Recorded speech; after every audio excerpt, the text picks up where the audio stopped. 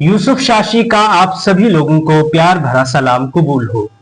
22 अप्रैल 2025 का दिन जम्मू कश्मीर की तारीख का निहायत ही अफसोसनाक दिन माना जाएगा। वो पहलगाम की पहाड़ियां जहां कभी सयाहों की हंसी गूंजती थी, इस दिन चीखों से भर गई। बेसरान की वादी में दहशतगर्दी के एक दिल दहला देने वाले वाक़े ने 26 मासूम जानू को निगल लिया। वर्दी पहने हुए हमलावरों ने मजहबी शनाख्त की बुनियाद पर सयाहों को फायरिंग का निशाना बनाया, जबकि जिसमें ज्यादातर सयाहों का ताल्लुक हिंदू मजहब से था, जबकि एक कश्मीरी मुसलमान घोड़े वाला जो अपनी रोजी के लिए इनकी खिदमत करता था, वो भी इस वक्त शहीद हुआ जब इसने जान की परवाह किए बगैर सयाहों को बचाने की कोशिश की। जान बहक होने वालों में 13 का ताल्लुक उत्तर प्रदेश, 6 का ताल्लुक महाराष्ट्र से था और दीगर का ताल्लुक दिल्ली और बेंगलोर से था।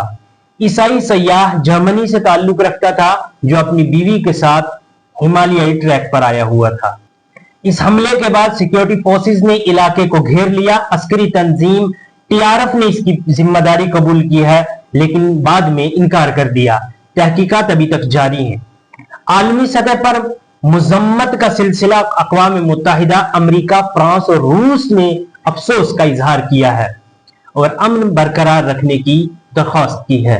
वहां पर मौजूद सयाहों का कहना है कि हमें लगा वो सिक्योरिटी फोर्सेस वाले हैं। जब मजहब पूछा तब हमें शक हुआ, लेकिन तब देर हो चुकी थी। इस वाक़े ने दुनिया भर को दुख, दर्द और अफसोस में मुब्तला किया। वहीं कश्मीर की आवाम भी निहायत ही अफसोस और सदमे में है, खासकर वो लोग जिनका गुजर बसर इन्हीं सयाहों की आमदरफ्त पर हुआ करता है। आम कश्मीरी इस दर्द को किस तरह से बयान करता है। हकीकत में ये लोग हमारे मेहमान थे। इनके साथ जो कुछ हुआ, इस पर दिल खून के आंसू रोता है।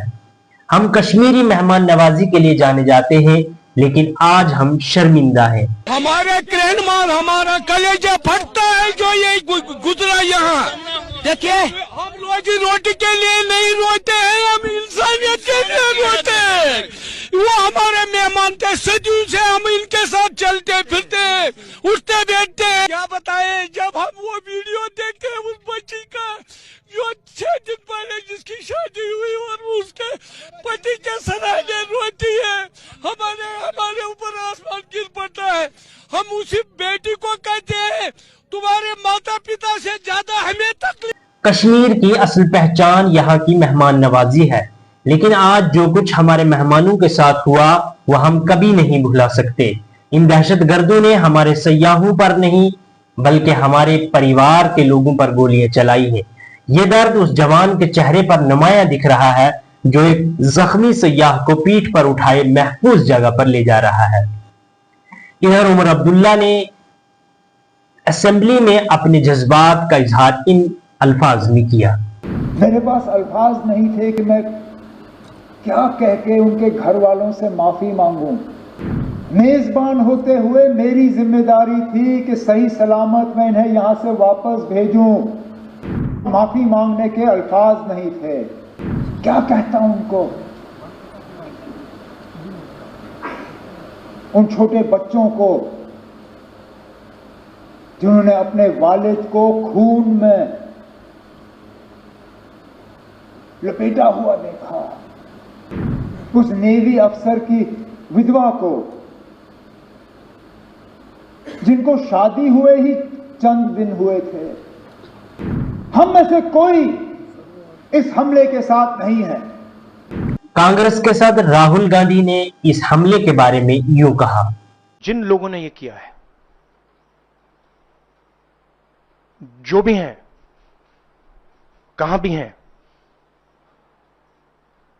they have to pay for this. They have to pay for it properly, कि इनको याद रहे कि हिंदुस्तान के साथ ये नहीं किया जा सकता है। नरेंद्र मोदी को एक्शन लेना है। पूरा का पूरा विपक्ष उनके साथ खड़ा है।